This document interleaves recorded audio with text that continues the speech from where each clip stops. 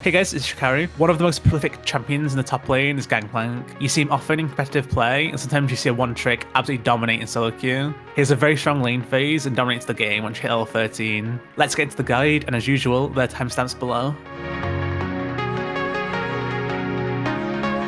Gangplank's passive is Trial by Fire. Your next melee auto attack will deal bonus true damage for 2.5 seconds, and it grants 30% bonus movement speed for 2 seconds. When you destroy a powder keg, this will reset your passive. This is one of the things that makes Gangplank's lane so strong. Level 1, you get more than auto attack's worth of damage for free. It makes it very difficult to duel you. It's also great for escaping and chasing down enemies. So if you can't land an auto on a champion and you need to get away, auto-attacking a minion can help you escape. Gangplank's Q is Parlay. Gangplank shoots his pistol at a target enemy dealing damage. If Parlay kills a target, you get 3 to 7 extra gold and Silver Serpents. We'll come back to Silver Serpents later. This ability applies on-hit effects and can critically strike. However, it doesn't apply a passive. This is the second ability that makes your lane phase really strong. It's amazing for poking down the enemy and will proc your grasp of the Undying, which you often see taken as Gangplank's keystone. Gangplank's W is Remove Scurvy. Gangplank eats an orange which heals him for a flat amount and a percentage of his missing health, and will cleanse him of all crowd control effects currently active. This ability is great for escaping ganks and roams, and is what enables Gangplank to be so safe. You can also use it to sustain in lane, provided that your enemy doesn't have any crowd control you need to cleanse. Gangplank's E is Powder Keg. He stores up to 3 stacks of barrels, and when placed it has 3 HP which ticks down to 1, with the tick rate going down at level 7 and 13. When you auto-attack or Q the barrel, it detonates, dealing damage around the area, ignoring 40% of the enemy's armor, and deals damage equal to your auto-attack with some additional damage to enemy champions. Gangplank barrels provide a lot of zone control in lane and forces enemies away from the creeps if you place them on top of them. Hitting the barrel with your Q will do more damage than auto-attacking, however, it will explode the barrel slower than your auto attack. If you kill minions by queuing your barrel, you'll get Silver Serpents for each minion killed. You can also chain your barrels together to increase the range, and you can use some sweet combos with them, which we'll come back to later.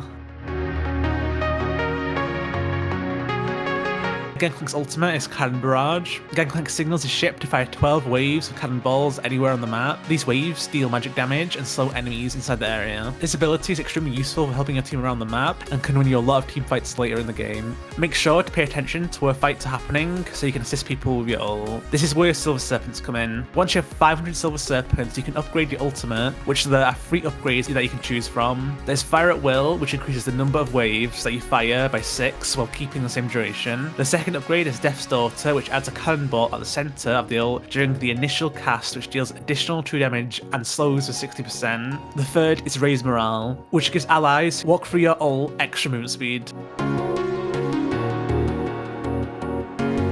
For runes and GP, there isn't a lot of variety. You basically always want to take Grasp of the Undying. It procs your Q, and there isn't really any other viable options for GP. After that, I follow up with Demolish, which is great for killing towers, which GP is already exceptionally good at, with shooting procs on your passive applying to towers. Next up, choose between Bone Plating and Second Wind. You want Bone Plating for all in melee matchups, and you want Second Wind against ranged poke champions. Lastly, choose Overgrowth. There's an argument to be made for Revitalize, but overall, I think Overgrowth works better with GP. For your second tree, take Inspiration. Always take Biscuits because of how strong that rune is. And then lastly, choose between Free Boots and Time Warp Tonic. Time Warp Tonic gives you a stronger presence in lane and can net you advantages in your lane. However, Free Boots easier to stack because you'll likely get at least 1 free assist by using your ultimate, which will get you those earlier.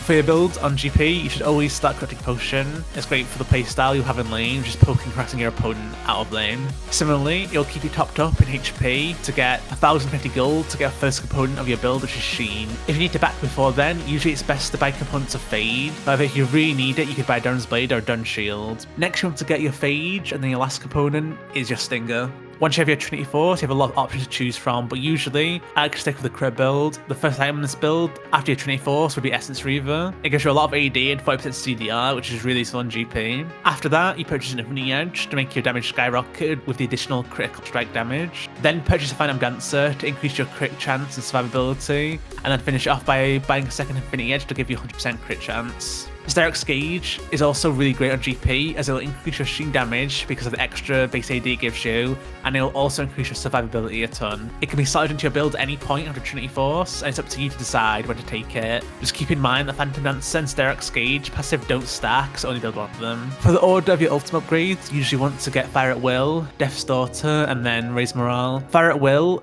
is the best for team fights and will do the most AoE damage, or Death's Daughter is the best for all-ins and single target burst. So if you need a little boost in your split push, it's reasonable to purchase Death's Daughter first.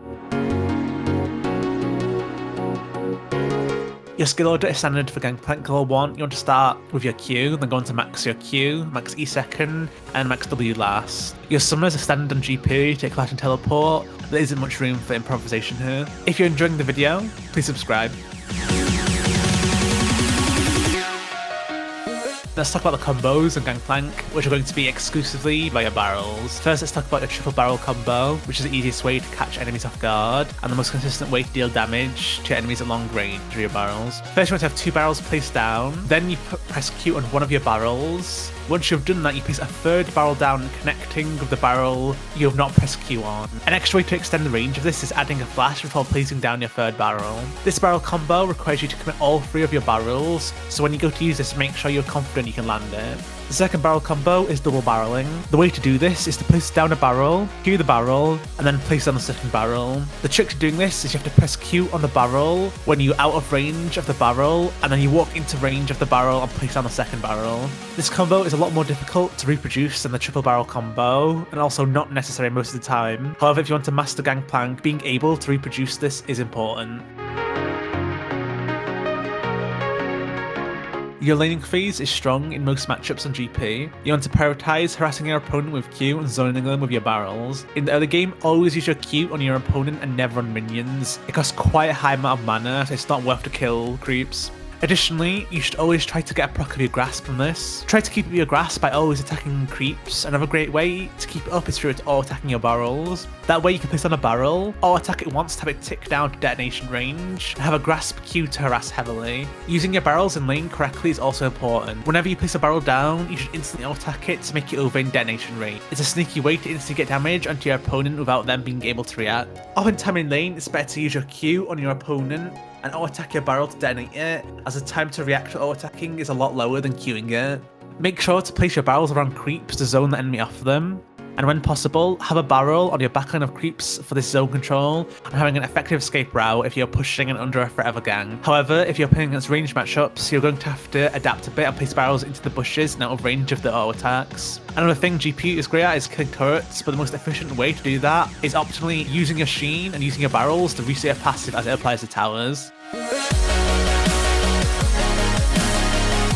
There are a few important spikes for Gangplank throughout the game. The first being when you get a Trinity Force. Once you get that, your Q will kill any mage creep, allowing you to stack a lot of gold and kill waves very quickly. After that, your next important spike is hitting all 13. You want to avoid teamfighting as much as possible before you hit that level, as it's very difficult to consistently hit barrels, while the tick rate being as fast as it can be. When you go teamfighting on GP, you basically have to treat him as a ranged champion and only go in for auto attacks when you know it's absolutely safe. Make sure to hide barrels behind walls and far away from the enemy, as often the enemy AD carry can stop you from setting them up close. Ideally, you want to wait for the enemy to clump up so you can hit a huge barrel combo along with your ult and deal massive amounts of AoE damage. You can initiate fights with your GP ultimate, but often it's best to save it for when the fight is broken out, as it can do so much damage if the enemy is supposed to stay in it. Overall, Gangplank is a really strong champion. He dips a little in the mid game and then becomes really strong as item breakpoints at level 13. There's a lot to learn as champion, but once you master all his intricacies, you'll be able to carry throughout the whole game.